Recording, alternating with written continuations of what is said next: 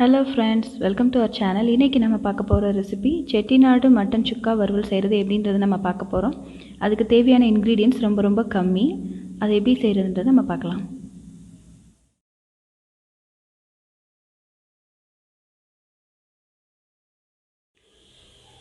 இதுக்கு தேவையான பொருட்கள் 1/2 கிலோ மட்டன் எடுத்துர்க்கேன். 2 டேபிள்ஸ்பூன் மல்லித்தூள், மிளகாய் தூள் 2 ஸ்பூன், 1 ஸ்பூன் மஞ்சள் தூள், இஞ்சி பூண்டு பேஸ்ட் கொஞ்சம், எண்ணெய் வறுக்கிறதுக்கு தேவையான அளவு, உப்பு டேஸ்ட்டுக்கு ஏற்ற மாதிரி. இப்போ இதை எப்படி செய்யலான்றதை நம்ம பார்க்கலாம். இப்போ நம்ம ஒரு குக்கர் எடுத்துக்கலாம். அதில் நம்ம வச்சுருக்கிற இன்க்ரீடியன்ட்ஸ் எல்லாத்தையும் ஒன்றா போட்டு மிக்ஸ் பண்ண போகிறோம்.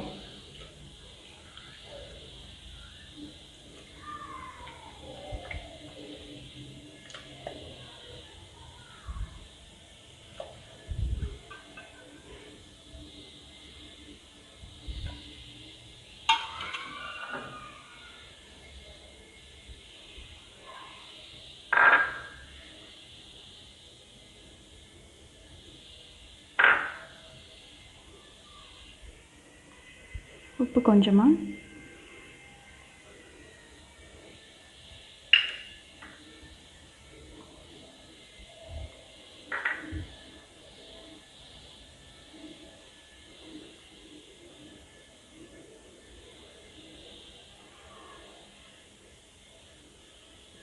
இஞ்சி பூண்டு பேஸ்ட் தேவையான அளவு எடுத்துகிட்டு இது எல்லாத்தையும் ஒன்றா நம்ம போட்டு மிக்ஸ் பண்ணணும்.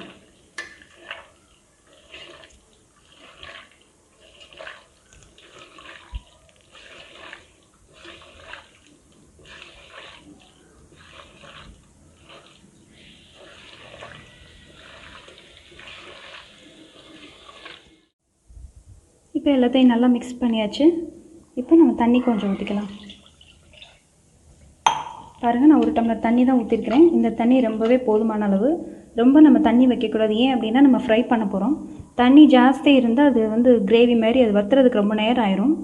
ஸோ தண்ணி 1 டம்ளர் போதும். இப்போ நம்ம இதை வேக விடலாம். இப்போ பாருங்கள், ஒரு 7 விசிலுக்கு வச்சேன்.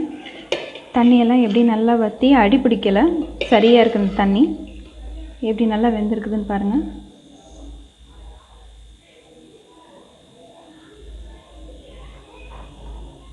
பாருங்கள், நல்லா வெந்திருக்குது கறி. ஸோ இது போதும். இதுக்கு ரொம்ப குழையக்கூடாது, ஏன்னா ஃப்ரை பண்ணும்போது உடஞ்சி வந்துடும். ஸோ இது கரெக்டான பதம். நம்ம இப்போ எப்படி ஃப்ரை பண்ணுறதுன்றதை பார்க்கலாம். அடுப்பில் சட்டி வச்சுருக்கேன். சட்டி சூடாயிருச்சு. நான் இதுக்கு நல்லெண்ணெய் யூஸ் பண்ணுறேன். நல்லெண்ணெய் யூஸ் பண்ணால் நல்லாயிருக்கும், ஸ்மெல்லும் அதோட டேஸ்ட்டும். கடலெண்ணெய் நம்ம யூஸ் பண்ணலாம்.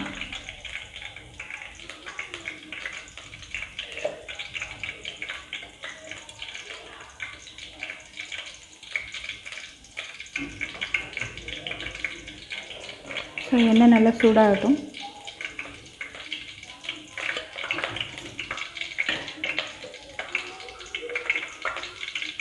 எண்ணெய் நல்லா சுட்ட உடனே இப்போ நம்ம மட்டனை போடலாம். அதில்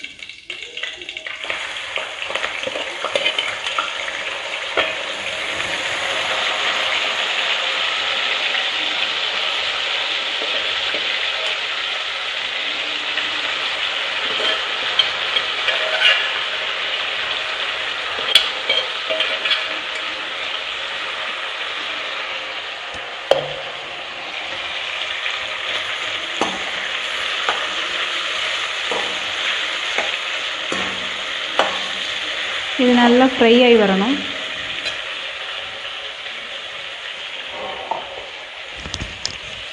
ஸோ ஃப்ரை பண்ணும்போது நம்ம கொஞ்சம் கருவேப்பிலை சேர்த்துட்டோன்னா ரொம்ப நல்லாயிருக்கும்.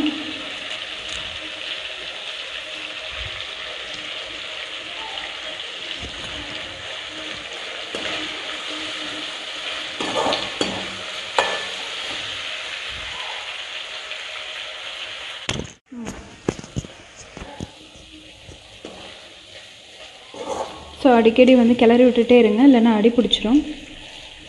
இது நல்லா ஃப்ரை ஆகி நல்லா சுருண்டு வரும்.